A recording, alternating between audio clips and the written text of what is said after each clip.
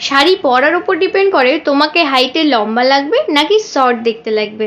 Hello everyone, আমি চন্দ্রিমা আবারও চলে এসেছি তোমাদের সাথে একটা নতুন শাড়ি ড্রেপিং এর ভিডিও শেয়ার করতে।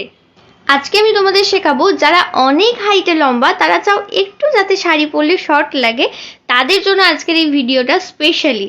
প্রথমেই দেখো আমি সায়াটা পরে নিয়েছি একটু উঁচুতে, তারপরে শাড়িটাকেও একটু উঁচু করে গুজে নিয়েছি। মানে শাড়ির লেন্থ আমরা একদম পায়ের নিচে পর্যন্ত রাখবো না, সমান সমান পায়ের সমানে রাখবো। তারপরে আমরা আঁচলটা মেজারমেন্ট করে নেব। কোমরের পাশে যে প্লিট করি সেটা আমরা করব না, কারণ কোমরের পাশে প্লিটের জন্য আমাদের কোমরের যে শেপটা দেখা যায় তার জন্য আমাদের কিছুটা লম্বা লাগে। এবার আমরা কুচিটাকে গুজে নেব।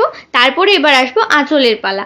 আঁচলের ক্ষেত্রে আমরা কোমরের দিকে তেরচা করে যে শাড়িটা নিয়ে যাই সেটা নিয়ে যাব না, সেখানে অল্প করে গুজে দেব। পরে আমরা আঁচলের ক্ষেত্রে তেরচা ভাবে বা ওয়ান প্লিট না করে আমরা একটু চওড়া প্লিট নিয়ে দুটো প্লিটে আঁচল করব।